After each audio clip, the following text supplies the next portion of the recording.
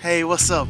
I'm back here again with another cool video. Today I'm going to be doing a patio pond. I already have a bucket here that I used last year for one, but I want to just reconstruct it and build it, and let's see if we can do it better. So without further ado, let's go. Pond that was just sitting out there, ain't nothing in it except some rainwater, but there was a lot of mosquitoes and mosquito larvae in this thing. So you know what we had to do? Had to take it out and dump all of that stuff out. That way we can get ready to clean this thing and get ready for the nice patio pond season. While I was cleaning this out, I also found some worms in here from the earth, like earthworms or whatever, crawling in the pond, which I found interesting. So I put those guys in the garden. And we just finished rinsing everything out, making sure everything's nice and clean. And I made sure that my rocks was also rinsed off as well. Now I had a lot of fun. Everything's nice and clean here. And here's the drainage holes on the system. And here is some nice potting media right here. This stuff is awesome, and a nice planter from the same company.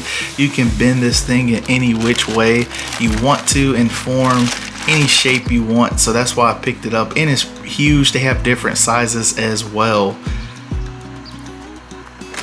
And here's our little tuber here. I'll go ahead and plant that in there, and I like it. It's supposed to sprout up a pink flower, so I'm hoping it works. And here's some other aquarium plants. I kept them in their pots because I did not feel like planting them in there. You can take them out of the pots if you want, but I just planted them in how they came, and it works just fine for me.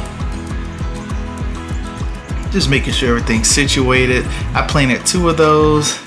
And I also had some Scarlet Temple. I had 2 of Scarlet Temple as well. Just like I said, kept them in the pot here and making sure. And we got some, I guess, octopus plant. I don't know how to pronounce the name, but I put that in here as well. I wanted to see how it's gonna grow. And here's some aquarium sand. I used this to kind of cap that soil, but I put my stuff in here. Go ahead and arrange how I want my plants and planter, and go ahead and pour my sand on top. Now I did make a mess. I should have been careful, so I had to really dig through all the sand and kind of sort everything out, which took about like 10 extra minutes. And then I started scaping, which not so thoughtful, just kind of throw the rocks in there. But hey, it works, it works. And I'm just using a clay pot there and just filling it up. The key is to fill it up nice and slowly. This will not have any like filtration. The plants will be the filtration here. And there's the drainage hole at work that I drilled on the sides. Now we're just gonna go ahead and start balling with some plants at the top. Got a lot of frog bit there. And I also added some nice water lettuce there, dwarf water lettuce to be exact, and some Salvinia minimum. And I got some big boys here. I had to put in this nice Florida water hyacinths. Probably said that all wrong, but I don't care. That's the way I pronounce it. And there it is after 1 day of planting and sitting in the sun. Here are our Madaka rice fish there. I can't wait for these guys to be in here, but they're doing well. 1 week later.